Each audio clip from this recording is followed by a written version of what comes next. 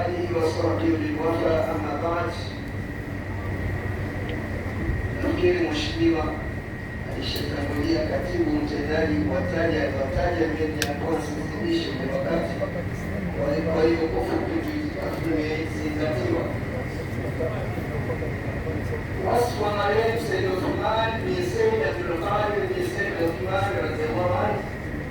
Tangulizi Sayyid Othman bin Said Abdul Qadir radhiyallahu anhu ambaye amefariki dunia siku ya Jumatano jana, ndiye alikuwa mlezi wa pili na msimamizi wa Tariqatul Qadiriyya chini ya malezi ya Sheikh Muhammad Nasr Abdullah Al-Qadiri. Ni kiongozi aliyekuwa na juhudi na hima kubwa katika kuendeleza dini ya Kiislamu.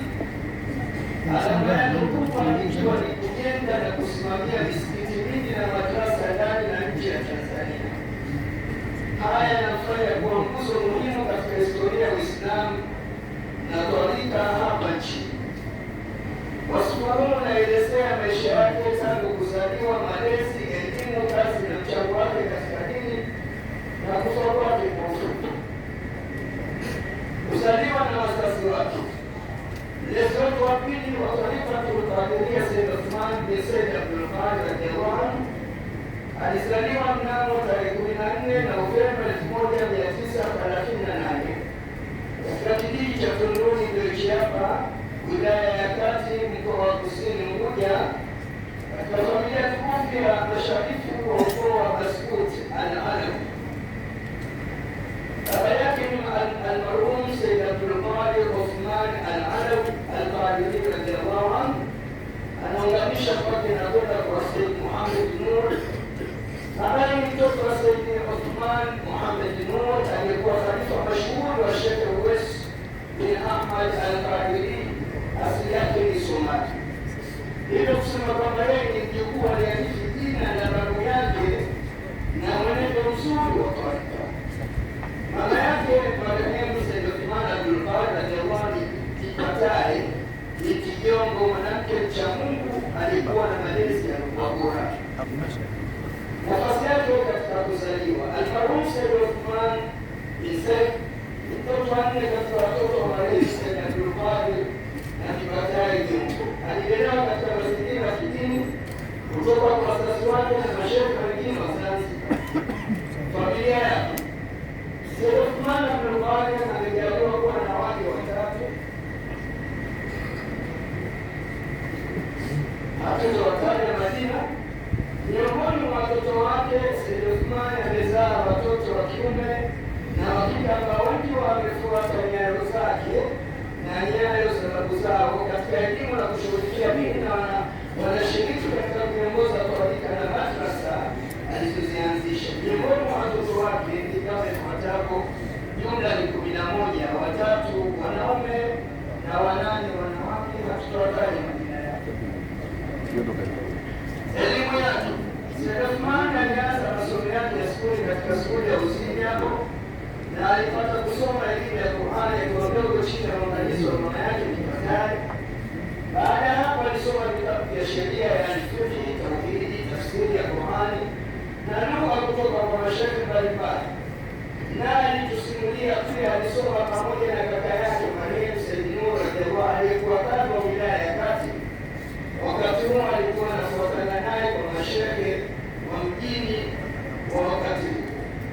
Mwaka 1958 alijiunga chuo cha Kiislamu Muslim Academy Forodhani ambacho kilikuwa chini ya usimamizi wa Sayyid Omar Abdallah Saada Mbaraka kwa wakati ule. Miongoni mwa walimu wake walimsomesha chuo cha Kiislamu ni Sheikh Suleiman Muhammad Alawi, lakini pia Sheikh Muhammad Nasr alimusia sana Sayyid Othman kushikamana na Sheikh Musa wa Kongoroni kuipata twarika, lakini pia alipata kwa Sheikh Yusuf bin Khatiba wa bega moja, wote Sheikh wa marehemu Sheikh Musa bali kwa hai. Basi alizofanya wakati wa uhai wake, kabla ya kujishughulisha moja kwa moja na uongozi wa dini ya twarika kwa ujumla, Sayyid Othman radhiyallahu anhu aliwahi kufanya kazi wakati wa utawala wa sultani, na kwa mara ya kwanza alikutana na Sheikh Muhammad Nasr katika majukumu ya kikazi huko Chwaka wakati shekhe alikuwa ni mudiri. Baadaye aliacha kazi na kujishughulisha kidogo na biashara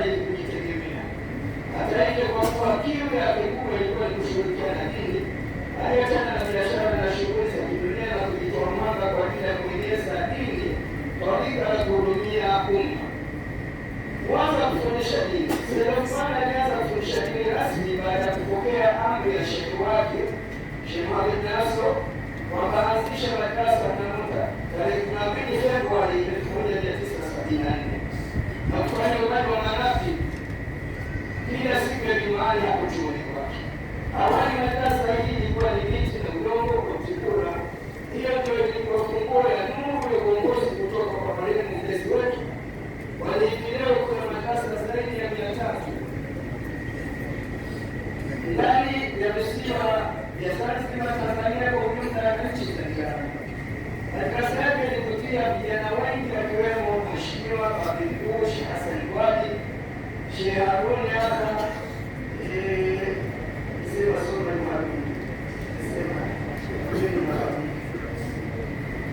kukutana na Sheikh Muhammad Nasr. Hatua muhimu katika maisha yake ya kiroho ni kukutana na shehe wake mwanazuoni mkubwa Sheikh Muhammad Nasr al-Qadiri ambaye ndiye mrithi wa Sheikh Uwais al-Qadiri radhiyallahu anhu. Sheikh Muhammad Nasr alipewa ijaza na kwa kuona kwake mbali, Sheikh Muhammad Nasr alitambua juhudi zake, ibada na ikhlasi kubwa ya marehemu Sayyid Uthman. Hivyo alipewa khalifa pamoja na shehe. Kwa tukio hili ilikuwa ni mwanzo wa uongozi wake katika taifa. Nafasi alizowahi kushika katika jumuiya za Riyadul Qadiriya Tanzania. Maulana Sayyid Uthman aliwahi kushika nafasi mbalimbali za kiuongozi katika jumuiya za Riyadul Qadiriya mara baada ya kuanzishwa jumuiya za Riyadul Qadiriya mnamo mwaka 1992. Ndiye aliyekuwa mwenyekiti wa kwanza wa tawi la Zanzibar, nafasi aliyotumikia mpaka mwaka 2003 alipotawafu Sheikh Muhammad Nasr mnamo tarehe 7 Machi 2003. Na hapo ndio ukawa ukurasa mpya wa kutawazwa rasmi kwa ndiye mlezi wa pili wa kiroho katika tarika chini ya malezi ya Sheikh Muhammad Nasr. Nafasi kubwa katika tarika amehudumu kwa miaka 23 kamili. Miaka 23 inafanana na uongozi wa Bwana Mtume sallallahu alaihi wasallam. Aliongoza miaka 13 Maka na miaka 10 Madina, jumla miaka 23. Na hii inathibitisha juzi ndio inakamilika ile hauli ya siku 3 kwa kwenda Dar es Salaam tumefanya wiki iliyopita, alafu tumepatia kumalizika tu, na Mwenyezi Mungu naye amechukua kwa kukamilisha kwa ukamilifu.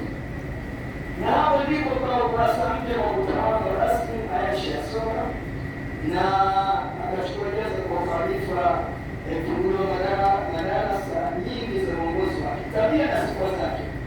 Sayyid Uthman anajulikana kwa karamati nyingi ambazo hazina idadi, na katika karama yake kwa kama lilivyo jina la ukoo wake Mas'ud, yaani watu wakimya basi ukimya wake ni karama iliyofungua heri nyingi na baraka katika uongozi wake. Miongoni mwa tabia zake na sifa zake ni upole na unyenyekevu, kama alivyosema katibu mtendaji. Licha ya hadhi yake hakuwahi kujitukuza na kujisifu, bali kukaa na watu wote bila kujali vyeo vyao. Alipenda sana kukaa na watu wote bila kujali wanapotokea, na nyakati zake za mwishoni alipenda sana kukaa na vijana, na katika nyumba zake zote 3 alikuwa ameweka vijana wa kulea. Unaweza ukashangaa jinsi gani vijana wengi kama wale na maisha yanakwenda mtu anasomesha ukarimu. Ndipo nyumbani kwake katika nyumba zake zote kulikuwa wasi kwa wageni na wenyeji, wanafunzi kusaidia mayatima na wenye mahitaji. Uchamungu. Sayyid Uthman miongoni mwa wanazuoni waliokuwa na wingi wa subira na alijipinda sana katika kufanya ibada zake kwa usiri mkubwa. Alipenda sana kufanya adhkari na kusoma Qur'ani wakati wote, na alifanya utaratibu mzima wa Sheikh Muhammad Nasr kufunga miezi 3 Rajabu Shaabani, bali siku 6 zile 6 Shawwal kama Mtume alivyosema, siku 7 katika mfungo pili na siku 10 katika mfungo 3 na siku 10 katika mfungo 4. Na pia alijitahidi sana katika mwezi wa Ramadhani, siku zote ikifika 10 na mwisho wa mwezi wa Ramadhani kukaa itikafu akiongoza. Uvumilivu katika uongozi wake alikutana na changamoto mbalimbali, na amekuwa na nguzo muhimu ya kutatua changamoto hizo kwa sifa yake ile ya upole na utulivu. Hivyo kufanya uongozi wake uwe wa kipekee wenye alama ya umoja na mshikamano baina ya watu, na hili limethibitishwa kuyaona mazingira mengi yaliyojengwa chini yake.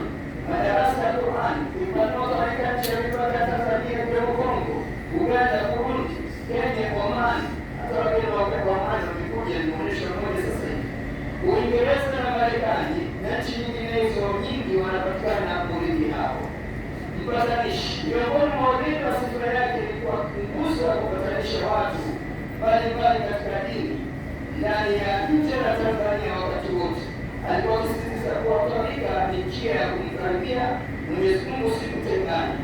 Mtume anasema lesa alkadhib alladhi yuslih baina nasi, hasemi uongo ile ambaye anataka kusuluhisha baina ya watu, lakini zaidi ya uongo hakutia, alikuwa akitumia kweli katika kupatanisha.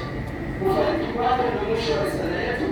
Sayyid Uthmani alifariki asubuhi mnamo saa 4 siku ya Jumatano tarehe 8 Julai 2026, jana hiyo, sawa na mwezi 22 Muharram 1418, na kufikia siku hii amefariki akiwa na umri wa miaka 88.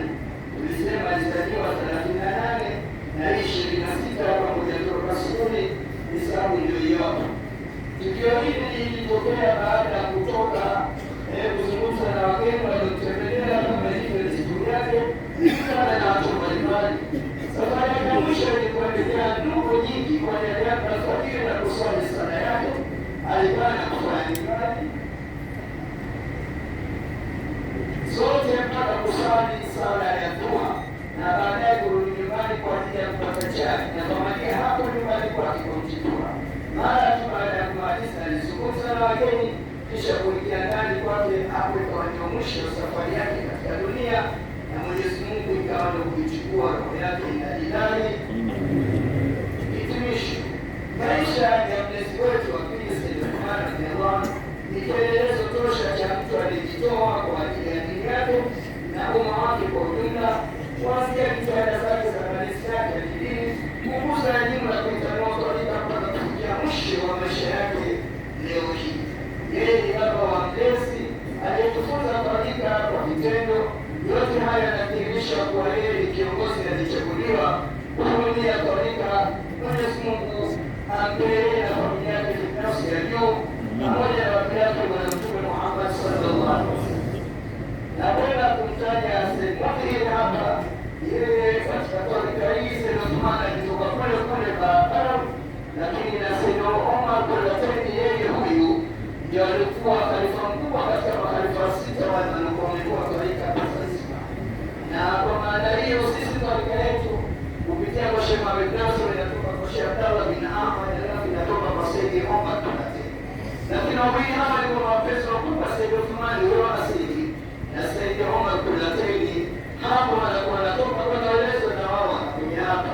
Kwa hiyo mashauri yetu sisi tarika naye amefika hapa ni bwana katika mabwana zetu kwa uslubu huu, na ingekuwepo duniani Sayyid Omar Kulateni naye angehudhuria kama kawaida. Tunaomba Mwenyezi Mungu atujalie kila la heri, mafanikio kupata nyenyezo za huyu bwana na mambo kamili ya Kaisari ni moja maalim. Kufa kabila zima kama alivyosema Sheikh ni bora kuliko kuondoka mwanachuoni mmoja. There is no replacement of him.